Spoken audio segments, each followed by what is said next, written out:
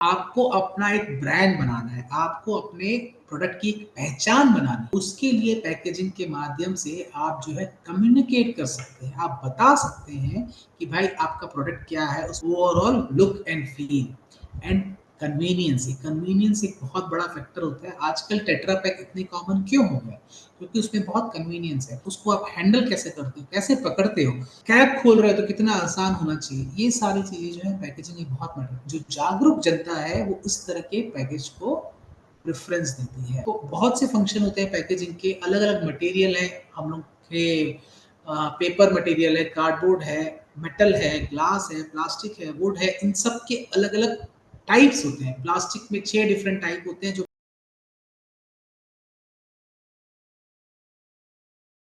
इंसान packaging, food की packaging करता ही क्यों है? ज़रूरत क्या है? आप सभी को पता है कि फूड की पैकेजिंग की क्या-क्या ज़रूरत है। आपको फूड को एक जगह से दूसरी जगह ट्रांसपोर्ट करना है। ट्रांसपोर्ट करना है ताकि अलग-अलग जगह, अलग-अलग शॉप्स, अलग-अलग होलसेल मार्केट, अलग-अलग इवन एक्सपोर्ट मार्केट में आपको डिस्ट्रीब्यूट करना है। चैनल पार्टनर्स बनाने हैं, आपको स्टोर करना है ताकि कंज्यूमर रिटेलर से खरीद सके रिटेलर के पास से।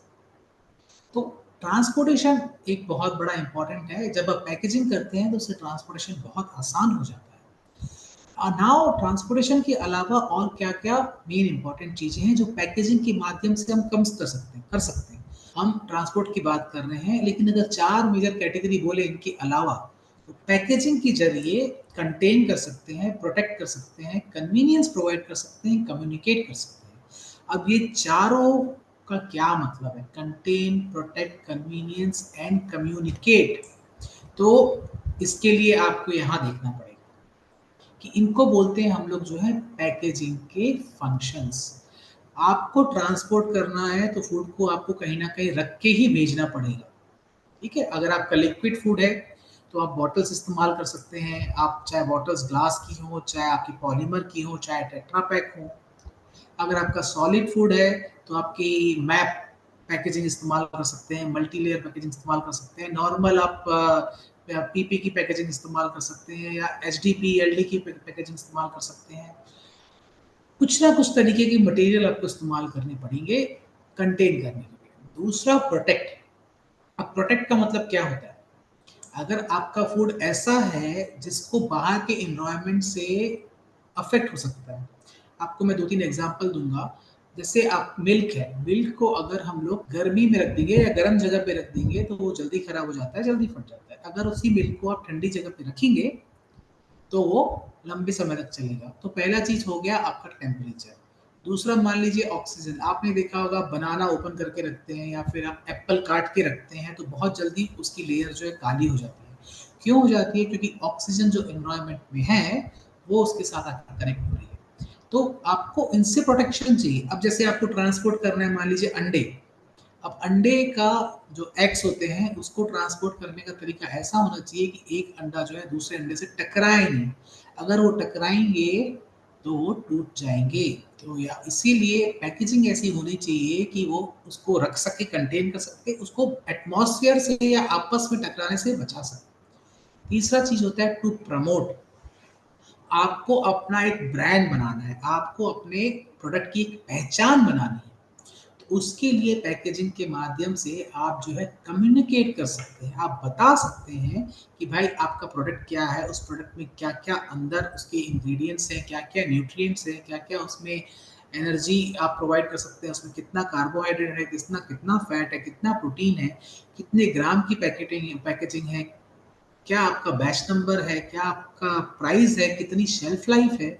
ये सारी चीज़ें जो है आप कम्युनिकेट कर सकते हैं और ब्रांडिंग के लिए बहुत ज़्यादा इस्तेमाल होता है पैकेजिंग की overall look and feel and convenience. ये कन्वीनियंस एक बहुत बड़ा फैक्टर होता है। आजकल टेट्रा पैक इतनी कॉमन क्यों हो गया? क्योंकि उसमें बहुत कन्वीनियंस है।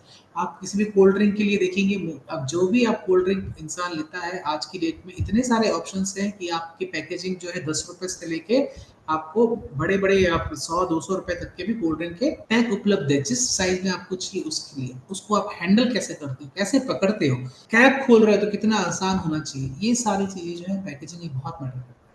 अगर आपका कस्टमर जो है वो कन्वीनिएंट फ़ील करेगा तो बहुत उसके लिए ईज़ी होगा। तो ये मेन फंक्शन है। मैं थोड़ा-सा और आगे जाता हूँ, थोड़ा ब्रॉडली बताता हूँ। तो आज की डेट में जो ओवरऑल न्यू आपकी जनरेशन है जिसको हम लोग जेनजी बोलते हैं, तो जेनजी जनरेशन जो है वो बहुत ज़्यादा सस्टेनेबिलिटी में बिलीव करती है, वो एनवायरनमेंट फ्रेंडली चीज़ों में बिलीव करती है।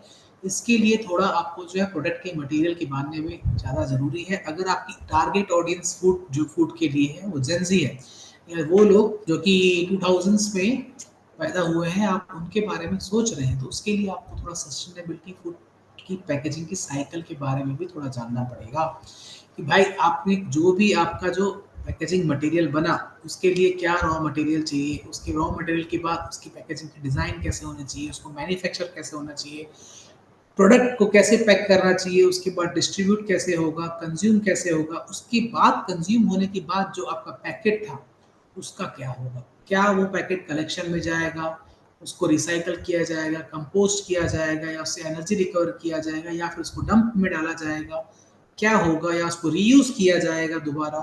ये सारा चीज़ अगर आप जानते हैं तो इससे भी बहुत लोग अपने ब्रांड में एक डिफरेंशिएट पैदा करते हैं।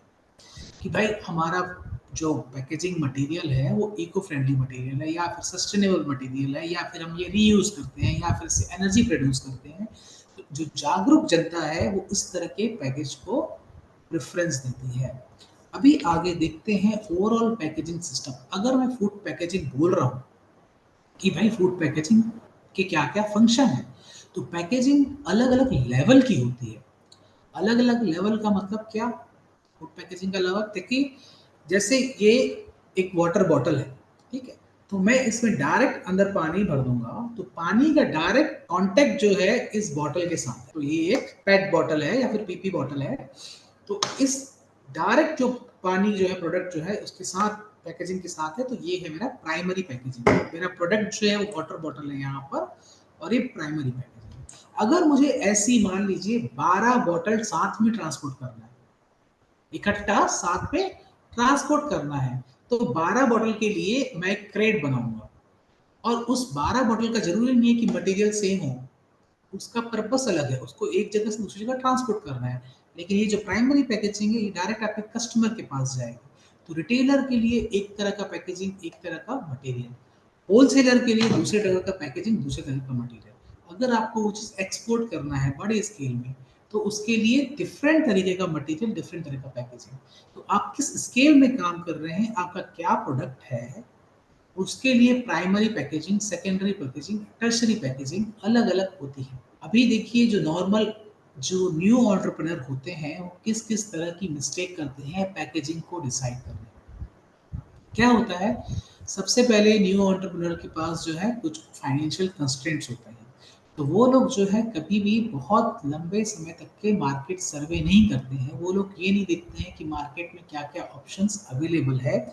प्लस जभी भी पैकेजिंग के लिए कोई प्लान करता है, तो न्यू एंटरप्रेन्योर्स अगले 2 साल का सोच के प्लान नहीं करते हैं। वो लोग आज के प्राइस के लिए देखते हैं कितना है, कैसे ब्रांड होगा और रिपीटेडली जैसे-जैसे उनका स्केल बड़ा होते जाता है, वैसे-वैसे वो चेंज करते जाते हैं, जो कि सही बात है। लेकिन अगर आप हर स्टेप में अपने पैकेजिंग को चेंज करते जाएँगे, तो आपका जो ब्रांड बिल्डिंग का एक जो सिद्धांत रहता है, वो कहीं न कहीं कॉम्प्रोमाइज़ होता रहता है।